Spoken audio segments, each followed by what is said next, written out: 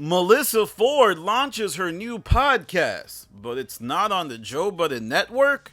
That's right, y'all. Melyssa Ford of the Joe Budden Podcast is launching her new pod, but the name and the Instagram account might reveal what it's attached to and how it might not actually be on the Joe Budden Network.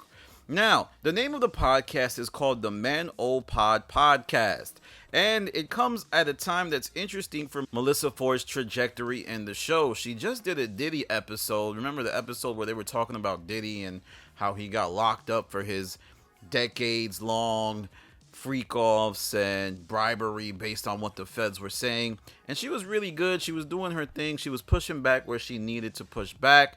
But almost a day after, she said she was launching her own podcast, and currently the name is the Man O Pod Podcast, which has to be one of the worst names I have ever heard for a podcast. And the Instagram account that she launched, there's no branding of the Joe Budden Network. She doesn't follow any of the accounts of the Joe Budden Network. Like, she doesn't follow the Joe Budden Network account. She doesn't follow the Joe Budden Pod account on this new podcast. So what is going on here? Is it possible that the Melyssa Ford podcast is not affiliated with the Joe Budden Network? Let me know what you think. Now, as to what this might mean for her time on the show, well, this could be a sign of Joe encouraging people to kind of find new pathways to express themselves, because Joe did say that coming 2025, he was changing up the podcast and he was going to start adding new folks, which he already has done. And you can all but bet that Mark Lamont Hill and J1 are permanent fixtures of the show for the foreseeable future. So maybe this is a chance for Melyssa Ford to branch out.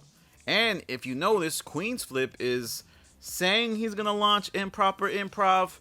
I don't know if he is. It's a bit iffy sometimes with the, Flip says a lot of things, but him going on vacation might be a way for him to plan, or the pod to plan on what they're going to do.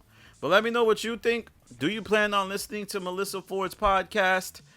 I will certainly listen just to critique it, break it down, and see if it's a success.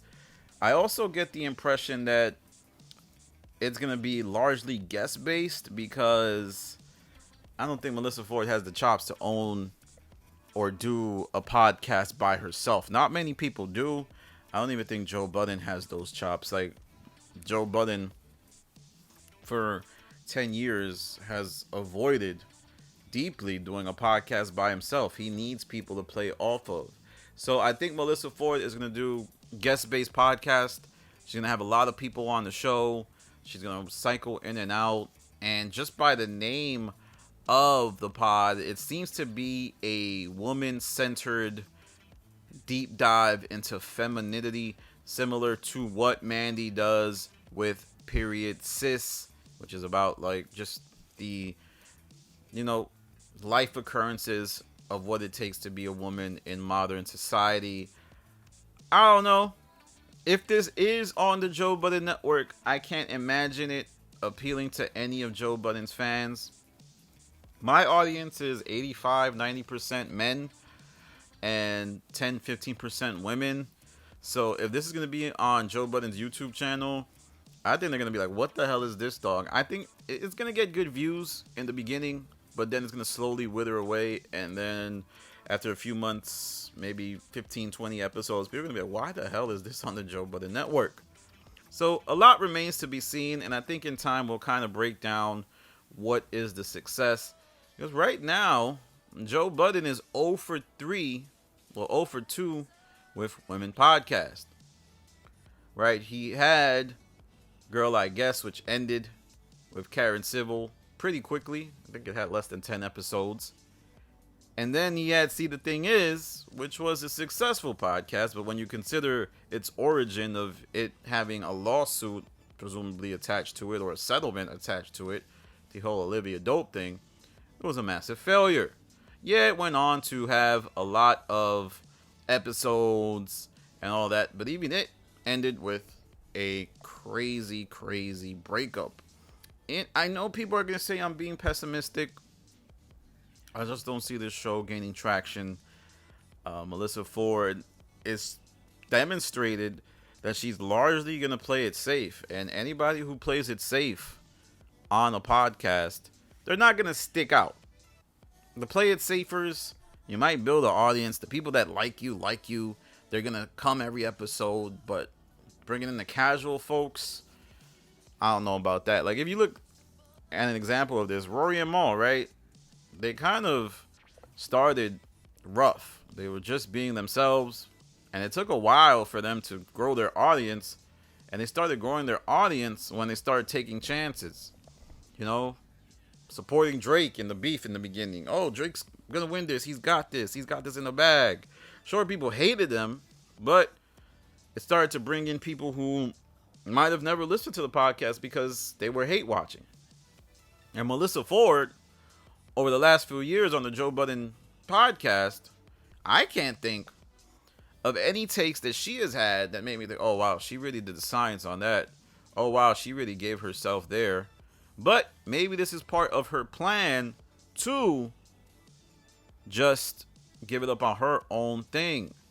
And what's the thing with people not just launching name brand names? Like, I think if this was called the Melyssa Ford podcast, it would lead to a lot of people trying to watch it, would gain traction, and a lot more interest would be sparked, as opposed to now where just great confusion, no understanding, and so on and so forth. But let me know in the comments, will you be watching the Melyssa Ford podcast, or are you going to ignore it like other podcasts on Joe Budden's network? Shout out to In the Trenches. Remember In the Trenches with Zaire Franklin? That podcast struggling a bit. I just did an episode with Joe. The episode with Joe got 51,000 views, but everything else is struggling. And the same market conditions that existed for them is probably going to happen with Melyssa Ford, right? You're entering a crowded field. You're entering a subject that maybe people don't want to talk about that much anymore. Like Mandy's show, period, says, I don't hear nothing about that show. I really don't hear nobody talk about it. See, the thing is, was way more impactful. And I think Melyssa Ford is headed in the same direction. All right, y'all. I wanted to end this video by telling y'all to subscribe to my Patreon. On the Patreon, I have a lot of stuff going on. I just posted my live where I reacted to some folks who made content about me.